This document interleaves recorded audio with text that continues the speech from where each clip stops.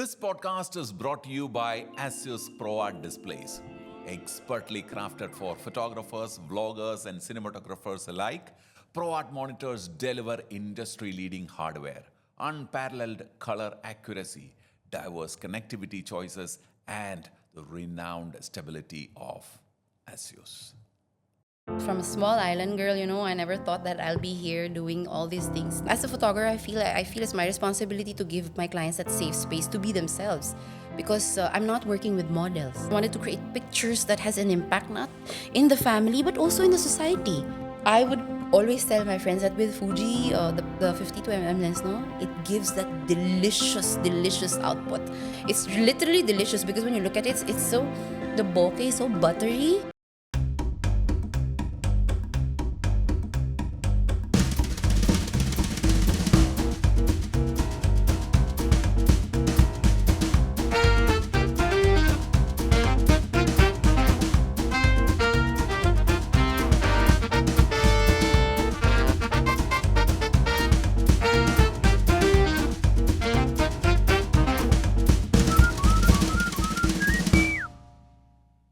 So, Peach, Yes. welcome to Creators Nooked. Thank you so much for having me here. Really happy to host you at Pixel Village. Thank you. I want to start with a very cliched question. I'm sure you have answered this or you've been put to this question, I don't know how many other times in the past, but from Philippines to India, right? Married to a South Indian, living in Ahmedabad. I'm sure people have asked you many questions. I just want to ask, what is this thing about Peach? Very unusual name. My mom has given it to me.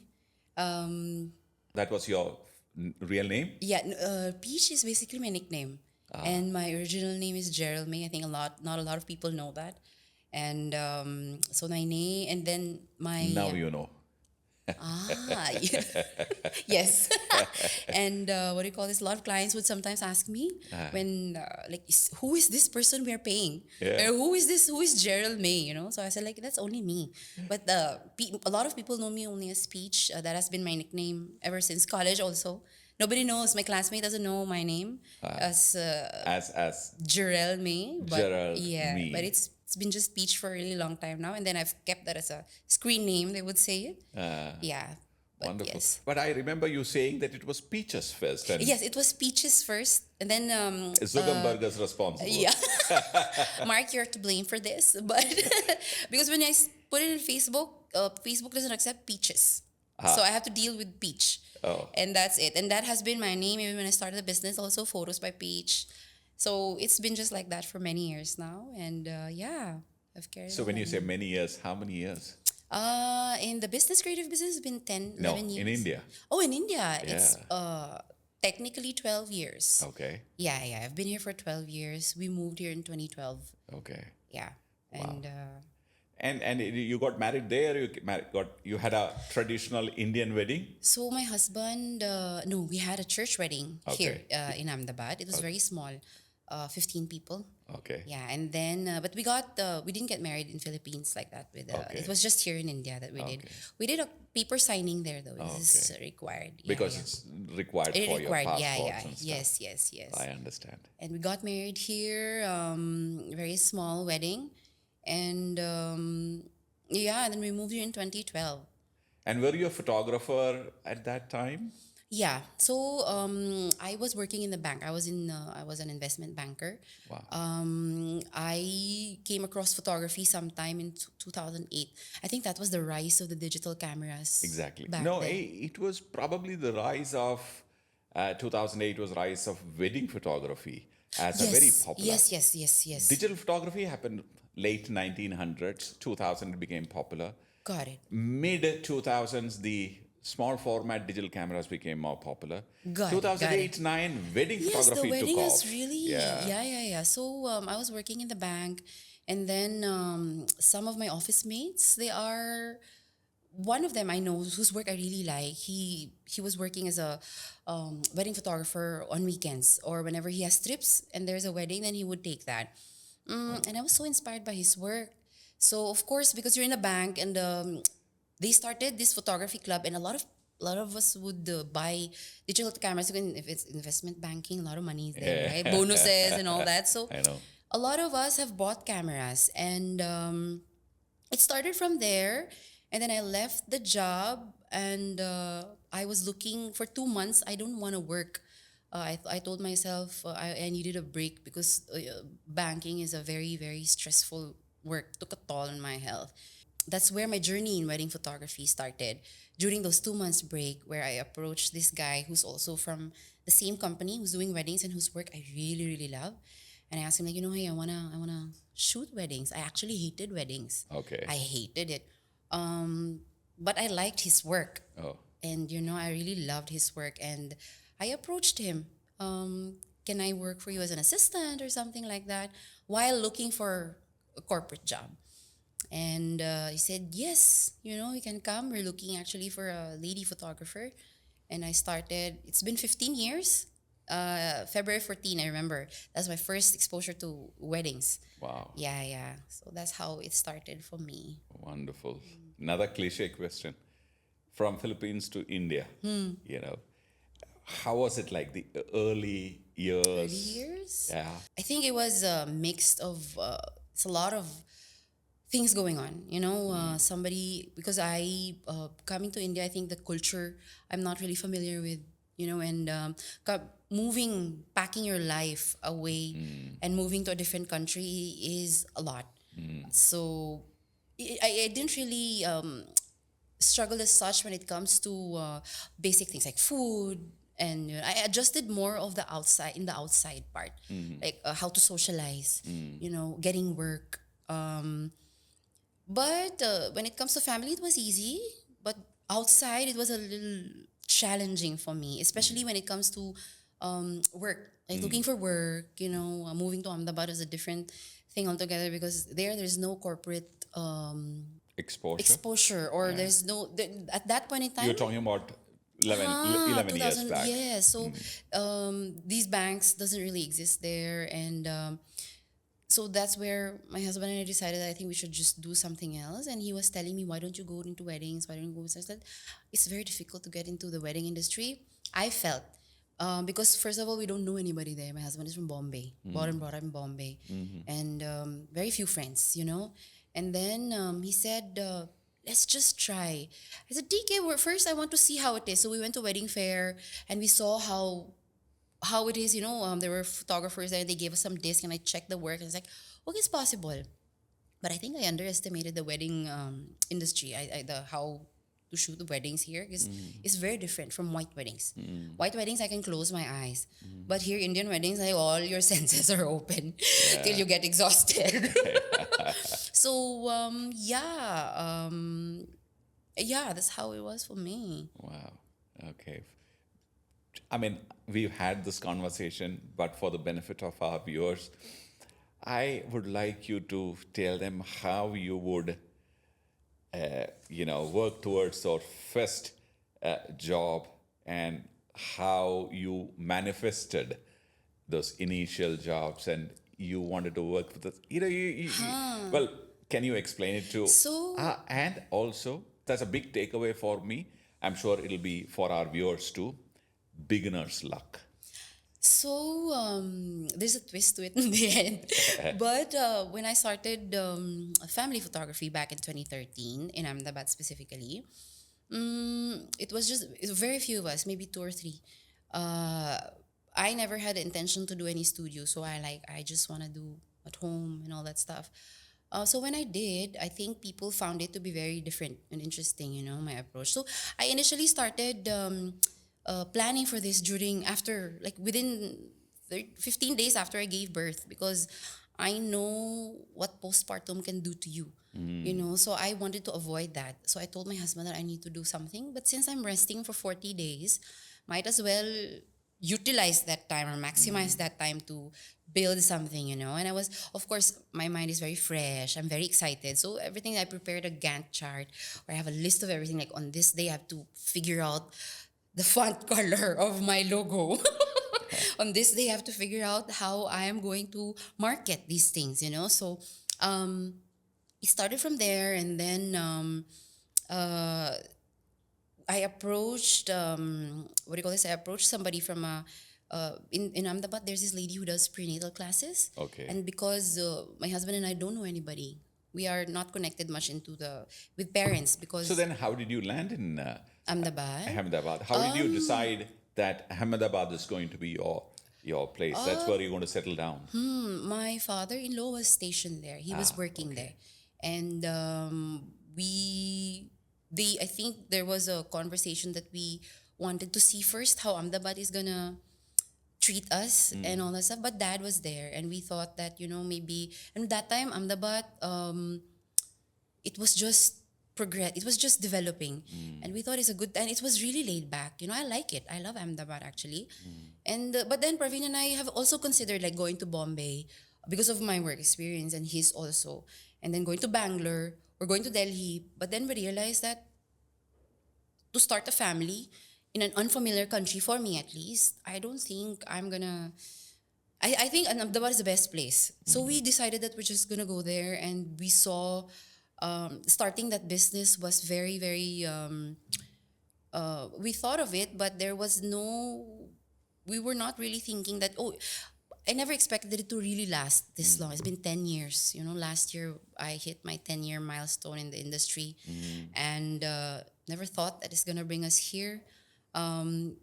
From somebody from a small island girl, I never thought that I'll be here doing all these things now. And yeah, I mean, beginner's luck. It's very funny because when I started this business, you don't really know, right, who your target market is unless you go out in the crowd and see. So I found there's one particular lady who I met, and I told my husband that I think she's good. Like I want to be in that kind of market because these people appreciate the kind of work that I do, and I know it. The minute I meet them, I can gauge that they will like this. And I like to be surrounded with the same kind of people also. So I told my husband that I want her to be my client. Give me 1 year. You wanted her to be? I wanted her to book me. Oh, Sorry, to yeah. be. Oh, you Yeah, I wanted wanted to photograph Oh, her yeah. family, So, was she? Was she She is a celebrity or no, a no, no, no. socialite? She's basically from an industrialist's Oh, family. you want? Yeah, yeah, They were yeah. very affluent. Very affluent and and influential in the yes, in the society. yeah, yeah. So I was like, I really like. So, but there was no expectation. I met her, and then 3 months after I met her, I got a call like, Peach, I'm really looking for something very different, but I want to photograph my daughter and all that stuff. How did she connect with you? I met her in one of the events that she has or that she's organizing, and I got her number. And maybe no, she called me, but I'm not sure how she got my number. But I had her number. Okay. But she just got in touch with me out of the blue. Oh. And I But before that, no you and Praveen had your husband had discussed yeah that your wish to work with. yeah. And I told him This is exactly what I was talking about manifesting. So I told Praveen that I want this. I want her to book us, and it did happen 3 years after. I saw 3 months after, and it's like, I told him that this is crazy. This lady just called me. It's like 1 year, 1 year, and it just happened within 3 months. And that's for me beginner's luck because also in 2013 nobody was really doing that kind of style that we're doing. So going back to that, 1 month later I posted somewhere that I'll be coming to Bombay, stuff like that, and some couple of moms called me, and I at that point in time I'm not really that person who would Google who your client's gonna be, because for me the connection should be authentic. I don't want to see who you are, what you are. I just want that person who's talking to me, But when we reached her place, I was so shocked. She lived beside Amitabh Bachchan. Oh. Yeah. But it never came to my mind that, these people will, call me and all that stuff.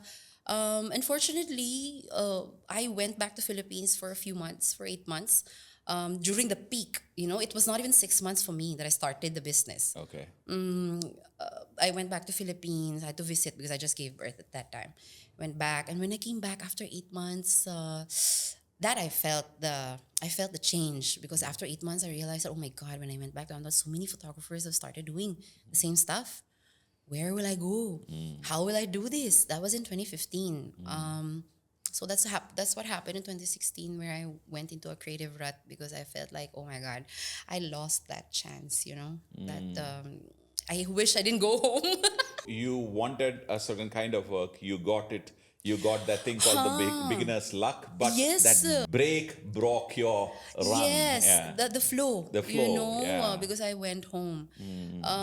But yeah, I think it's crazy. And I realized that I think I was talking to you about it earlier and last night also, that in this creative business, no, it works both ways: hard work and luck.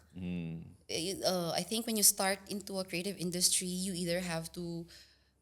It has so many factors, but for me, luck also comes in the picture. When you, even if you're just new, if you have when your luck when it strikes you, and you just go on like that. What is your definition of luck? Luck is no, it's not kismet. That is a different thing altogether. I don't really. Okay, luck is something that happens to you by chance. Okay. You didn't even ask for it, or maybe if you ask for it, but you didn't really expect that it's gonna happen to you at that point in time. Okay. Like for me, I gave that 1 year to my client, and then all of a sudden, after 3 months. So I think that's really, like something that you don't expect, but happens, like good things that happens to you, and that brings you to a very different level altogether. So that's how I feel luck is. I've heard many people's interpretation of what luck is. Luck and destiny are different things to different people. We use it very casually, but I think it's got some meaning. I've still not really figured out what is luck. Like you got a break, but you got a break with that socialite Yes, lady, and yes, it started getting you work. But you went away for 6-8 8 months, months, came yeah. back, and you got into a creative rut, but you came out of it, but you continued getting good work. You think if you had continued staying here, so that's what I'm coming to. You have no way of figuring out whether staying back would have given you more work or less work, or taking that break helped you or didn't help you. These two words called luck and destiny is something which God has given you to kind of give you a certain solace, or he said, don't stress too much, don't blame yourself for too much. You're lucky, so you don't become too egoistic. Yeah. I'm damn unlucky, so you don't feel very bad about it because you've not been lucky. So I feel it's those two things I am unable to for myself. Okay, really not really able to define exactly what luck and destiny is. Okay. You think you can? Okay, please. now luck, I think I mentioned it earlier. Okay, maybe I could be wrong. Maybe luck also happens when, when I say you just keep continuing doing good things. Yeah. And I think luck is also in a form of a blessing. It's a blessing for sure. Yeah. But I don't know. For me, Also, luck. all these, what I wanted to say, all these things are beyond any kind of definition. Yes, it's very difficult to define them. Even I them. can't put it into words. But for me, it just happens by chance. And I think sometimes it's all interrelated. Blessings, luck. Okay, but you can't really put the right words, because luck is defined by differently by each and everybody according to their circumstances. Since it is beyond, you can work towards it. Yes. You can work towards it and hope that it happens. And if it happens, you call yourself lucky. Yes. If you doesn't happen, then you say unlucky. Now, how you take that luck and unlucky situations, how you take it on that stride, a lot depends on that, I feel. On the person. You're lucky, and you can become extremely egoistic about the fact that I've been lucky, but now I made it, so I'm a big guy.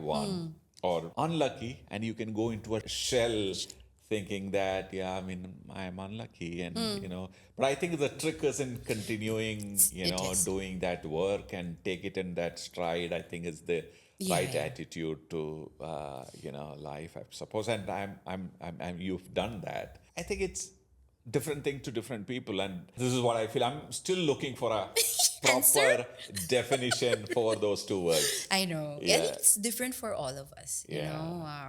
But yeah, creative industry is very tricky. yeah. Yeah. Coming back to more mundane things, let's leave luck and destiny. Let the experts define it. But what's your style? I've seen your Instagram. I really, really admire that style, documentary style of recording events. You had it from the beginning, or you liked it and you worked towards it? Um.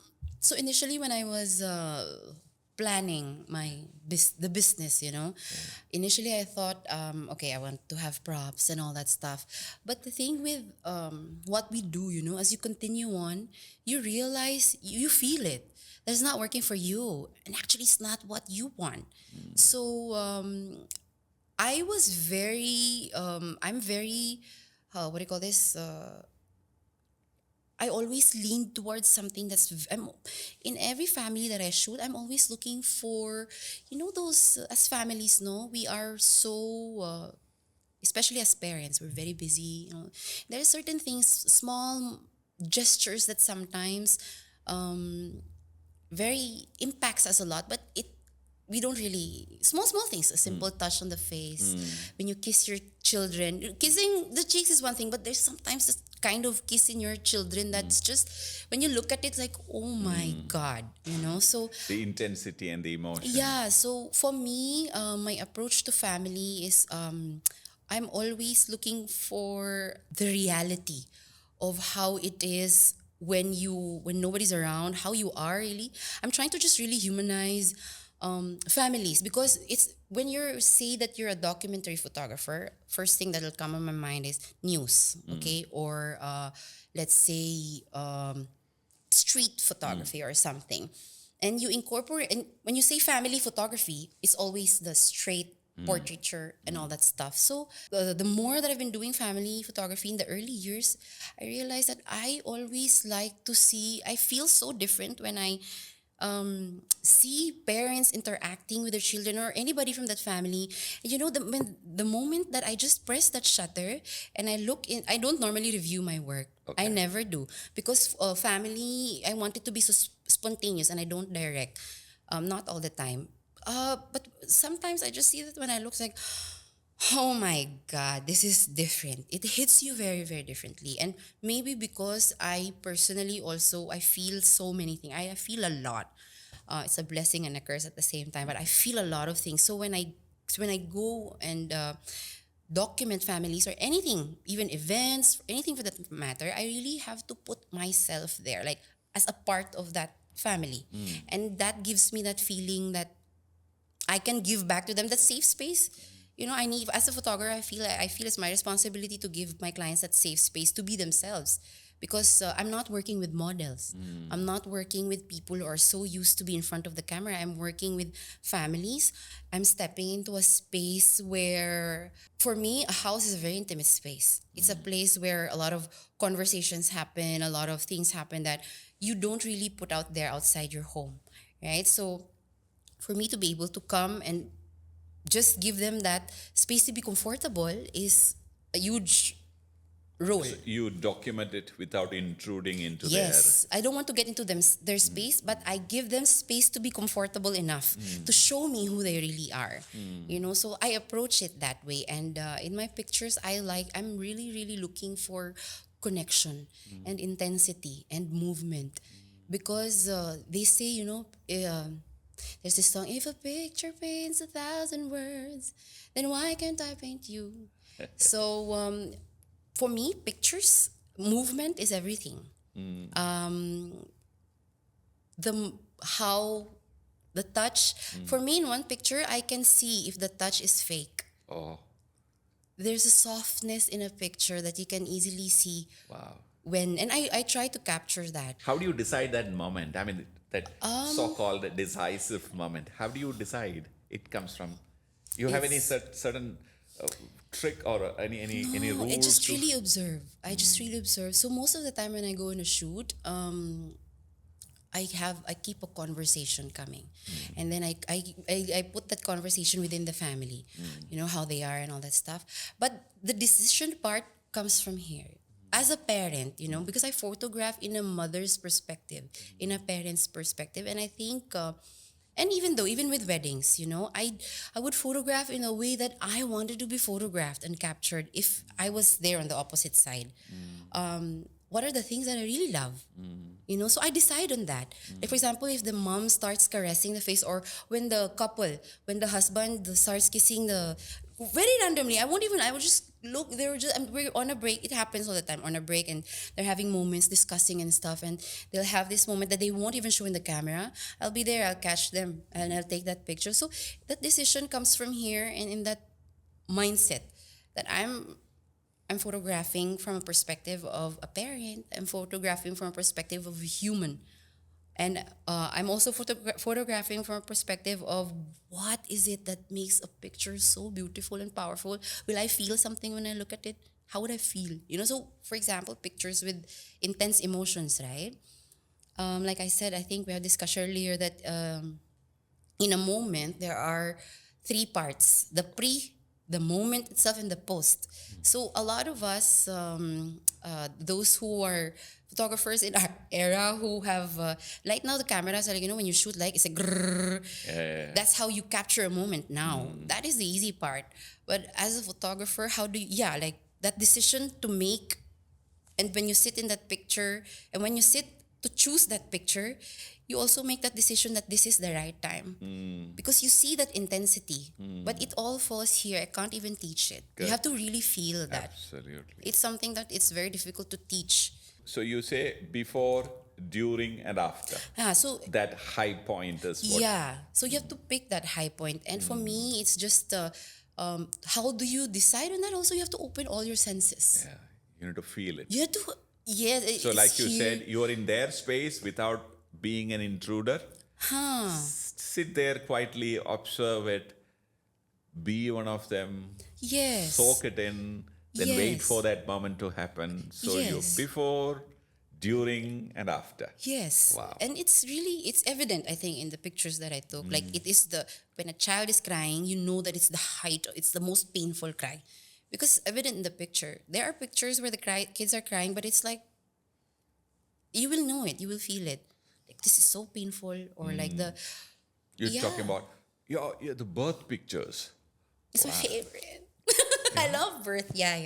I mean, can you narrate some images or any kind of shoots that you've been to? And I think I know that. I mean, I can imagine. I've never been there. I can imagine how intense those moments are and how difficult it is there to take a picture. Yeah, I think birth is like a very different genre altogether. I think it's more than, it has so many things.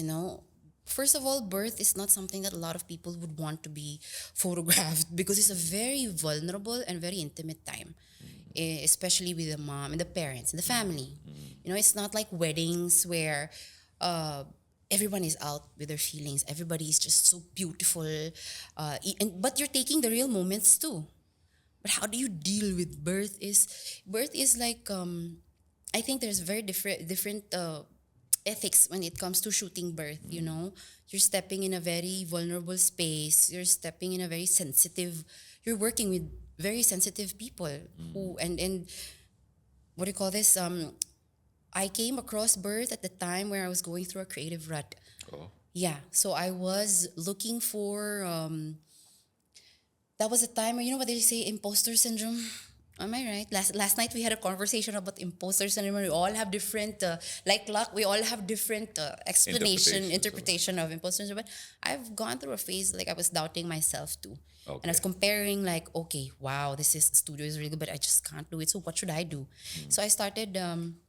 I kept researching. I kept looking at images, like for me, if I feel like I'm in a rut, I would either like now, this past few years, I figured out how to get out of it. So what I do, I keep at looking at my old images to see where I've come from, and I keep looking at images also that might inspire me.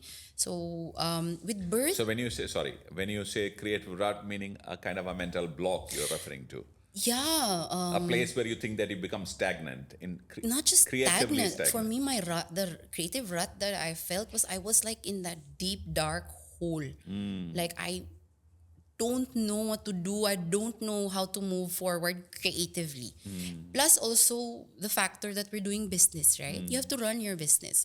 How do you do it? So it's a lot of conflict, and there's a point in time it paralyzes you at some point, but that's where I came across birth. I was just going through a lot of pictures online, and I was like, oh my god, this is so intense. I was so shocked to see how can a person actually agree to be photographed in this state? Exactly. I mean, my question. Right? Like how? And then I was like, I want to do this. Like I want to do this because for me, as a photographer, I came to a point where what is my purpose? Why am I photographing people? Why am I photographing family? Why am I doing this? It has come to me, that question. What really is my purpose, for me? And then it came to me that I wanted to do something that is, birth is something, wedding is one thing. Birth is a different transition of life. They say when you get married, your life will change. That's not true. Your life changes when a baby comes into this world. The baby is gonna glue the entire family. The baby is gonna change the dynamics of the family. So for me, I wanted to do something that is very different, that not everyone is doing, but I wanted to do something that can also impact a family in a ways they don't even know that it will impact them. Because with people whose birth I've done, they have just trusted me blindly. Nobody knows that how it's gonna come out, right? So I wanted to be that photographer who can also take pictures that when you look back, it's like, oh my God, yes, right? This is how it was. Like, oh yeah, this is who we were. Oh yeah, this is how I felt at that point in time. And I think that's how pictures should be. And it stayed with me until today. And I think I work in that principle that I want my pictures, for example, in marriages are hard. And in family, there's conflict. But I don't want my pictures to glue that family together. So that's why I like stories. I prefer, when I take pictures, I do take the portraits and stuff. But in the in-between moments, I also catch them and I give it to clients. Without them asking me. And then that's where I got known for. Because they realized that they didn't know that they needed those kind of pictures, that warmth, that loving look that you're giving to your spouse, So for me, when I turned into birth, this is one of the things that I told me. I wanted to create pictures that has an impact, not in the family, but also in the society. Because birth is something that people feel that is just so, it's very sensitive, no? Blood, pain. For them, it creates like a negative impact. Yeah, pain, then there's heightened Emotions that people there's are not. happiness. Yes, but for me, it's all There's about anxiety. It's a mixture of that a whole lot of emotions. people don't want themselves to be documented until they see themselves and they realize, oh, thank God you did this. And I can testify, I can attest to this because I've had a lot of clients coming back to me that, wow, you took this, I didn't know. So that's how and then I said, that's why I made a decision that I wanted to do and I also wanted to do something that's very different. I'm that as my personality also is that, I always walk on a different path ever since I was a kid. And my parents, I think, had The a hard time. proverbial road less Traveled. I've always been like that. Like when I see something is trending, I don't want to do that. I want to do something else. Or I've been always like that. My personality has been like that. And I think my parents had a hard time understanding me. But now I understand myself why I was like that. So yeah. Wonderful. But yeah. Let's talk a little bit about your gear. Yes. Yes, my favorite. You're a Fuji ambassador. Yes, yes, yes. And I'm Okay. very biased with my gears because I really love Fuji. Yeah, yeah, yeah. Oh, how did you land? How did you, choose Fuji? Fuji. It's really funny because 13, 14 years ago, when I wanted to start this child photography business, I had this lists that I was making that, okay, these are the things that I need, the lenses and all. And then I wrote two brands. I wrote Canon and I wrote Fuji. Okay. So I bought Canon anyway because that time Fuji was not really popular in Philippines and I didn't have access, at that time. So I went for Canon and everybody's using Canon, so it was very easy for me. Yeah, yeah. But I love Canon. Okay, I love Fuji. And then I think in 2018 I got a call from Fuji, and that's where I realized that what I have manifested long time back happens. Took a while, but took 10 years actually. Wow. 10 years, but it happened. Wow. And I got that, I got a call. Too many things that Yeah. So you must do a special session for us on how to manifest. Yes. Yeah, I can do that. But Sure. I think it's just come from here. And which are your favorite cameras and lenses? So I really, really love, I'm currently using X-T3, but I think for documentary, what do you call this? The 16 works for me really, really well. I also love, I have three lenses with me. Okay. So the 16, 35, and the 23, and the 52 Okay. mm. Because I also really love portraits, and I think Fuji has the best portrait 50 lens personally for me. sure. The bokeh is just, I would always tell my friends that with Fuji, the 52 mm lens, no, it gives that delicious output. It's literally delicious because when you look at it, the bokeh is so buttery. Yes. It's so buttery. It's so clean. Yeah. And it's not super crisp. Yeah. It's so soft. Yes, it is. It's delicious. Yes, it so is. and I love Fuji because for me, ergonomic wise, I think also when you shoot documentary, you should be a fly on the wall, and you don't want to people, especially families, right? They don't want that camera on their faces. So for me, the wide lens works really well, and it's light. It's not as heavy as the other cameras that I have had before. So the wide is always what I use when I use birth or when I do family documentary or weddings or anything. Yeah. 16 is superb. I've It's used them. amazing. It's amazing. It doesn't leave my camera, to be very honest. And even if I take portraits when I have no choice, I just use it. It's still good. It's still Have good. you So, ever yeah. tried the X Pro series? Not yet. Please. I, I need to see them. but if you have not, you must try. Probably borrow it from somebody I think and I try should. because Yeah. I think Fuji is one brand which has very purpose-built cameras It is. in their lineup. Yeah, yeah. They have very clearly entry-level cameras. Then they do have street and documentary style cameras, which are like one of those rangefinder style Yes. cameras. Yes. The X Pro 3, the XV, and the XE4. Brilliant. If you have not tried, I have not tried those. I think you must try because I think you should do that. I feel that it allows you to see the image in a certain way. It does, and though. more like a documentary. And if you are in, say, weddings, and if you are in a studio scenario, I think the XT series is perfect. very nice. The XT5 I've used, it's brilliant.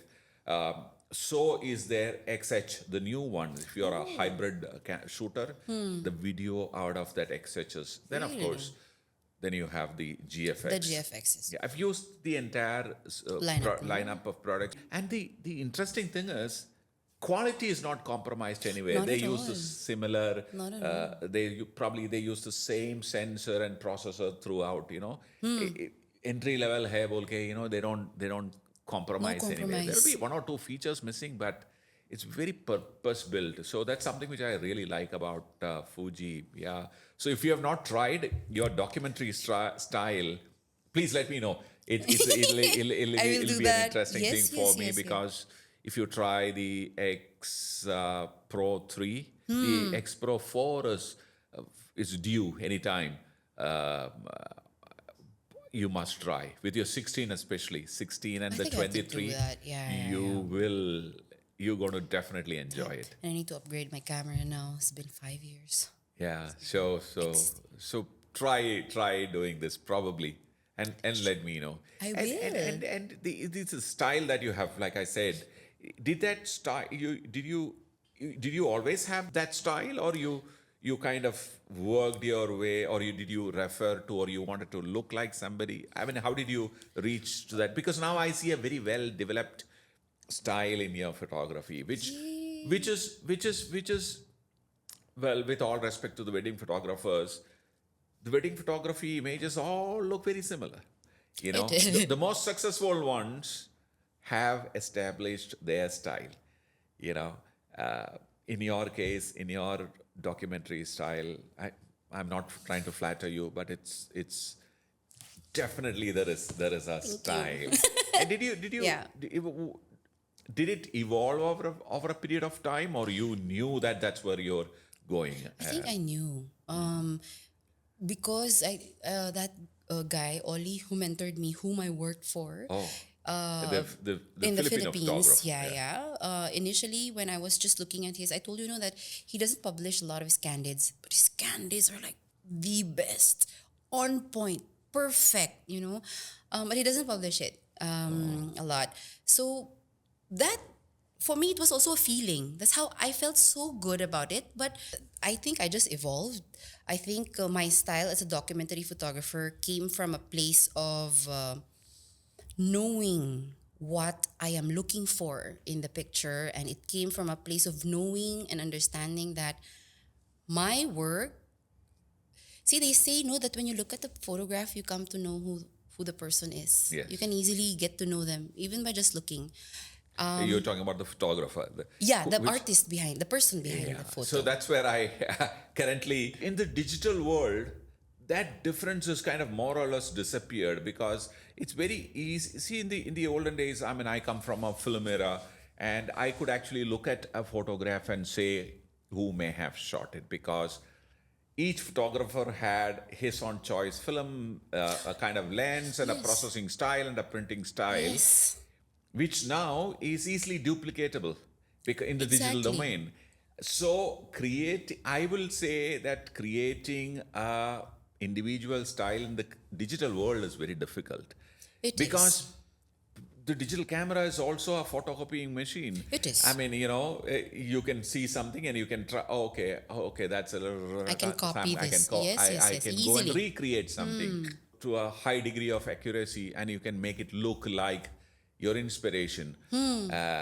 So that's why in the digital world, I always felt that to create an individual style is a little difficult, and you have done that in my head. And I think when I look at a Indian birth, photograph, I can say, I think this is speech. I think you've taken it. That's why I was very eager to know. Who my inspiration was. Yeah, one second, and did you work towards that style, or did it happen, or did it evolve, or what was that process? It just really evolved naturally for me. I had no one. It's very difficult to answer that question personally, because I never really copied anybody. And for me, it's just coming from here. And our work is a lot of here mindset. What do you want to take in a picture? So for me, when I go take a picture, same question. I have to ask myself. So no, how I developed this style is, I can't say developed. I just polished it because that thing is already also in me. It was in there. It was there. I This feel. was just a tool which brought it out. And then it was there. And I only knew that it was there when I really started shooting a lot of families that, okay, this is what I want. But how do I do this? How do I polish this? So, but it's been there. Like, this is what are things that I really, really wanted to do. And these are the things that I think really, really matters to me a lot also. But yeah, it's just there. It's an innate thing, I feel. Do you have any process through which you actually approach a job? Is there a process by which you choose a client? Do you also decide whether you want to work with somebody or not work with somebody? Do you do that, or you take up everything that comes on your way? No. What happens is during the initial years of the business, right? You have to do a lot of hit and miss kind of a work. I've tried doing many things, but eventually, once you find your style, once you find your voice, they say, people just come to you. So in the early years also, I have already filtered that kind of people. So now the people who have come to me are the people who really knows. So I never go through the oh yeah. But then again, there are clients, for example, who would ask me, Peach, I need a family photographer. These are the types of pictures I'm looking for. And I would just tell that I don't work like this. This is the style that I work on. I would show them galleries or something. And if it doesn't work, I let it go. It's not always about the money, I believe. But creative fulfillment is one thing. And it's very, very important for me to find that right people because, there's a market for everything. So, Do you become insecure because if you have a long period of no work or less work, which happens to every photographer, every creative person, do you get insecure? See, creative rut is one, creative It's very block is different. one. This insecurity due to lack of work and not knowing what went wrong. History. yes, yeah, it's very common. I have gone through many times, even sometimes still today. How do you face such situations? I really have to sit with my feelings. No, it's very important. And I also think that insecurities for me is just a check. What am I doing with my work? Why am I not getting? I do feel though very very because for example me, I've been in the industry for 10 years. And sometimes I'm like, oh, why is it that I'm having a very low season? Why is it that I didn't get that work when I feel that I can deliver better, Islam, or I have, but I tackle it by just simply accepting that I am not for everybody, and it's really okay. Because if I'm for everybody, I also don't want to work so much because I want to be able to justify what the client wants from me. I want to be able to give that wholeheartedly. So I'm okay. But so, and I am insecurity is also is one thing that I think as like a button to just do a self check. Check your work, Yeah. check your clientele. What are you doing? Yeah. Why are you not doing that? But insecurity is very, very, it's a very, very normal. I think for creatives like us, we all go through that. A lot of us go through that, I think. And a lot of self-doubt and like, this is not going to work. And you'll have this remorse for yourself and like, what am I doing? What am I doing in this industry? Is this a right decision? It happens. Yeah. It happens to me And also. and also you start blaming others for your failure to get work. I'm just blaming myself because I feel like maybe I'm not doing enough or something like that. But mostly it's there. Yeah, it happens. Yeah. I also know that kind of situations you also offer your help to others, and Yes. you formed or you're one of the lead in the female professional photographers in India. Tell us a little bit about that. So PFPI is basically it's a professional female photographers of India. It is founded by a very very good friend Gautami. She's from Hyderabad, Gautami Reddy, back in 2014. So my role with PFPI comes in with the meetups. So I have started or have organized meetups since 2015 where we just really wanted there was already a lot of conversations going on in that community, and it was in Facebook. That was the rise of communities in Facebook, and I found myself talking and interacting with these like-minded ladies, and I realized that I spoke to Gautami, can we just put a face on the people that we're talking to behind the screens and just meet them. But meeting is one thing. What are we gonna do? What are we gonna do? Definitely we will talk about our business and all that stuff, but what else? So that's where I started planning and organizing meetups every year for these female photographers, which I believe have created a huge impact in the community of women photographers in India, especially because over the years, it's what been 10 years this year that the community has been existing. And I have seen amazing relationships that have bloomed in the community. I'm not just talking about personal, but even professional, and I have seen a lot of, the support is fantastic. It's a very healthy community, healthy competition, and nothing. We're all like literally sisters from other mothers. It's sisterhood, really. Yeah. So I think that meetup has helped a lot, breaking that. As humans, especially here in India, it's very difficult to talk about our sufferings. It's very difficult to talk about our hardships. But I'm a very open person. I do this because I feel like a lot of people are struggling, and you don't really know that what you are sharing might also help them. Yes. I came from that, Yeah. mindset. Yes. So I have always given that safe space to them to break that wall. And once you break that wall, no, it's so beautiful because you realize that you're not alone. And I think that gave us a solid base with relationships in that community, because there's no pretense. Everybody is going through a lot of things, and and that relief that yes, I'm not So alone. it's not, you're not discussing only photography. You're No, talking, we're discussing about so many things: personal life, our children, parenting, marriage, friendships. We're discussing about anything, what food we can cook, and all that stuff. Even, I'm sorry, even like a lot of us now have reached 40s, right? This conversations of menopause also have started because it's very important. Yeah. I think there are conversations that women can't talk so easily about, even in their own friends. But in that community, we found that, and I think it has helped a lot. It's helped a lot of people, and I think, it's a beautiful community that I think I'm so Fantastic. proud to be a part What's the of. current strength of that? We have 1,000. Wow. Yes, we have crossed 1,000. Yeah. So all those people who have not yet heard about them or wanting to be in a community like that, PFPI, look for them in Facebook. Yes. And Yes, please. send in a request. Yes. Most probably, Peach will answer to your question because it's very important. Well, I've been talking to photographer community for a very long time, and I found 9 out of female photographers are successful.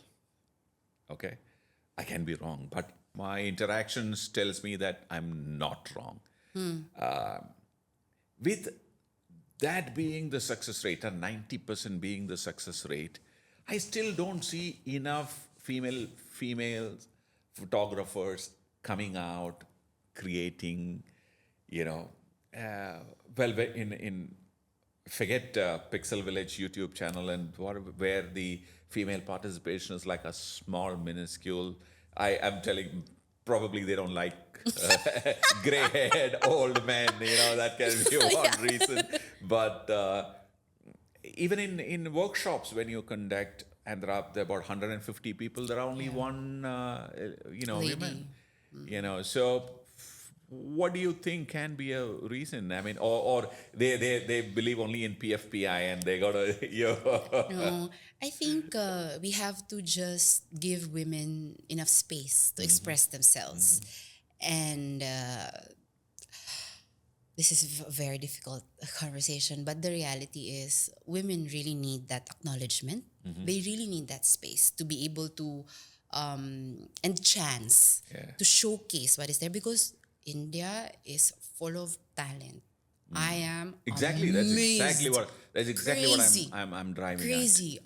And these women that I know of, Radha, if you see their work, no, like, what is this? What is this kind of work you're doing, And I think, personally speaking, a lot of dialogues have been happening, in especially brands, that a lot of brands have been questioned too. Why are you only having one ambassador, 3 ambassadors, and 25 men, So very sensitive question to answer, but I will answer that. I think it's because women are not really given that space enough. And I feel like, if I just say that I feel it's like that, I think men should answer more. Why? I've, and there's also a lot of things that follows through with women. No, we have a lot of responsibilities. So sometimes, and also this mindset that, these are all men. And we've also had these difficult conversations within the group that, my peers felt like, they're not given that chance to speak out. Their opinions are not even valued. And it's really true. And this is now secondhand information, but the person who has experienced it have told me themselves that, when we go to these meetings and all, they'll not even listen to me. So that's why women will not anyway go. Because what's the point? What's the point now? Because they don't even listen to me. So that is there. And we need to remove that, because women can really, what do you call this, can do a lot for not just for the family, but society too. And for the better, and even in business, it's crazy. It's crazy the way women manage Exactly. single-handedly Exactly. family, business. And I think they are in a much better position, and they are probably more equipped and more, what's the right word? I think the chances of a lady photographer excelling is far more, or the chances are far better than a male photographer, because they understand human emotions. Very They read situations much faster, better. They have more than that. They have access to a lot of Yes, places easy where access. men cannot even Yeah. go. So all these put together, they are in a much more advantageous position than a male is in becoming a successful entrepreneur, professional, artist, everything. So, at least in my case, in Pixel Village's case, I think if they have the apprehensions about not being welcome or not being Yeah, heard, that's वगैरह, the reality, I feel it is not real. I mean, I think men are not that bad, but it's a very different experience from yeah, our side. Yeah. So I every time I look for female participants, is that how many are there? Oh yeah, I understand this. Yeah, And yeah, yeah. I find them like 90% can be successful, but in a seminar there are only 2% or 1%, like 1% in 100. Then I request them to come forward and sit in the front row, so that I can interact better. Yeah. Not that I know more about photography than them. Yeah, I yeah. just happen to be the person who's Person delivering in that charge. session. Hence, because I wanted to know, what level of interaction I can have with them. So hence I was trying to probe and understand more, because I'm trying to understand where am I going wrong in Yeah, yeah. getting more people, more lady photographers to come and participate in Pixel Village. So so PFPI, Pixel Village, all available, all here. Yeah. Perfect. I know that PFPA is not only the activity that you have. You're building something. Yeah, so there's this venture that we have currently launched. It's called Inspire Excite. So Inspire and Excite. Inspire Excite. Inspire and excite. Okay. So Inspire Excite is focused on the creative well-being. Because I think as a photographer, we are so focused in how to do our business right and how to get our technical stuff perfect that we forgot that we have to take care of ourselves too. Because to be able to do good work, definitely we have to be technically good. But more than that, are you really taking care of ourselves? I've seen a lot of people who are so burnt out, but they kept going because their focus, they don't want to lose business. They want to do something else that can go viral or something. Their focus is very different, but they keep forgetting that you need to take care of yourself too as creative, because as artists, our work is from here and here. If we have a healthy mindset, we'll be able to do mind-blowing work. Correct. right? So Inspire and Excite is focused on that area. So it's about curating activities that is focused on the well-being of. Right now we're just doing it for photographers. So we're all artists. So the activity, the experiences that we are doing are will either take you back in your childhood or trigger your what do you call this, not glimmers, or trigger your happy hormones, and I think it's very important to what do you call this, to get those things back, because like I said, it'll help you get better mentally. And of course, experiences that we are creating is, it's not just the activities but also the place. Where are you doing it? That's very, very important too.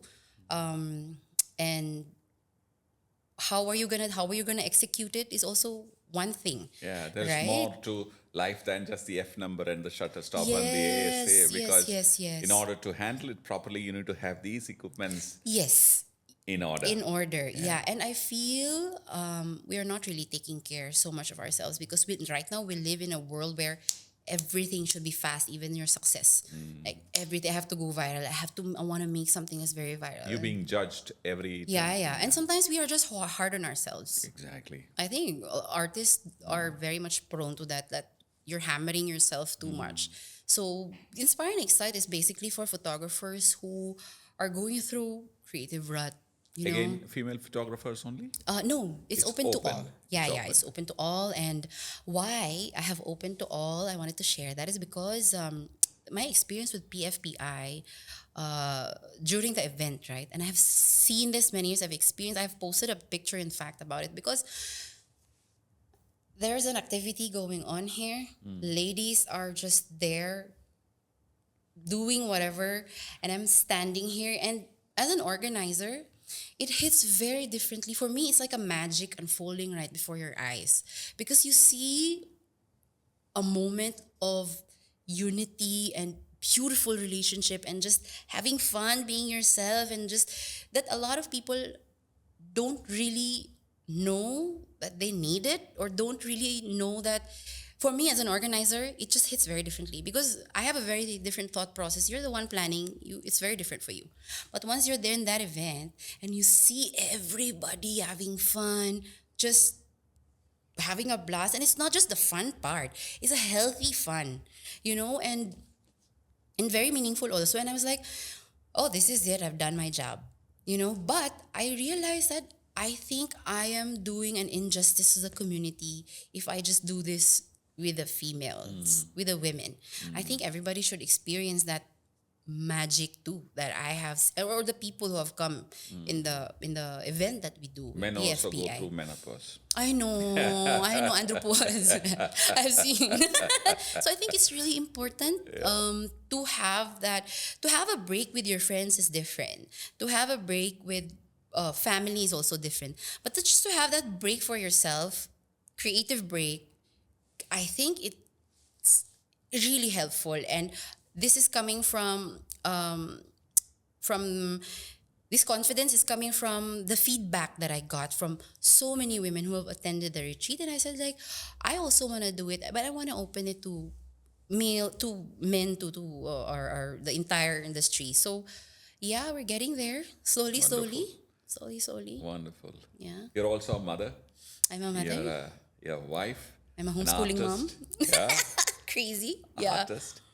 So the another cliche, the so-called Yes, I love work-life, cliches. balance. How do you handle that?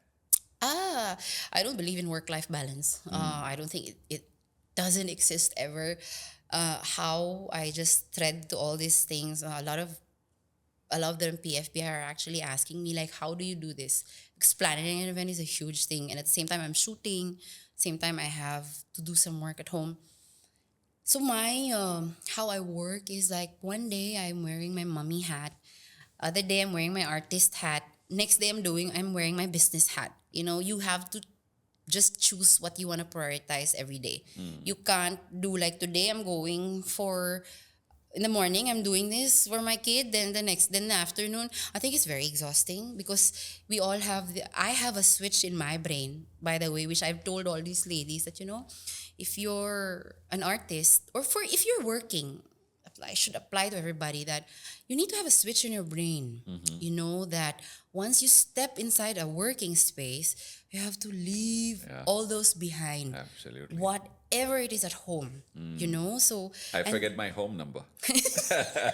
not in that extent, but I think it's very important to just be present in whatever you're doing, right? It's the same thing with work-life balance that they say. It doesn't exist. You have to just choose first. Today, I'm going to the office to take care of the business. I'm going to be wearing my business hat. Tomorrow, I have to go for my child's this. I'm going to be a mom tomorrow. So, yeah, that's how I have so far managed it. And it's important to write down to-dos. I've been very, very religious in writing my to-dos, writing my goals every year, and all that stuff has helped me a lot. Yeah. Wow. I mean, that discipline. Discipline? Yeah. Yeah, I've yeah. had, I think I told you during our earlier conversation, I've known, or I have a few friends who are from Philippines, and I know how, disciplined they are. And I was also kind of fascinated by the way they pack things. Yeah. I mean, the Filipinos have or people from Philippines have a way of packing things. You're experts. I mean, packing clothes and packing a bag is an art. I mean, that's when I realized that, I've been appointed as a family packer in my family. Because my mom was like, Peach, I'm traveling. Next day, it's like, relax, 5 minutes, we can do it. Yeah. So before she leaves, I like pack 15, pack, pack, pack. I put everything, okay, good. And everything is in place Yes. properly, So I think it's a very, it's in us. It's a cultural thing. Yeah, it's cultural thing also. But yeah. Wonderful. We have a method, but it's in It's madness. different. It's in madness. You not dump in- things, when you open it, Everything comes out there. yeah, I've seen that. Wonderful. Hey, it's been extremely pleasure to, have you at Pixel Yes, Viilage thank you also for having Creators me. Snooker. Thank you. I've learned a few things, especially about, the way the changing hats thing, and the 3 points in while photographing, Yes. before, during, and after. You have to really observe that. There are 2-3 things is my takeaway from this conversation. Yay. Yeah, thank you very much. And Thank you. Well, I think you are an excellent artist. I'm sure I've not met your your family, but I don't need to check with them. I already know that you're an amazing family person, a mother, a wife, and say a daughter-in-law. And more than anything, you're an amazing human. Thank you. All the very best to Thank you so much for having me here.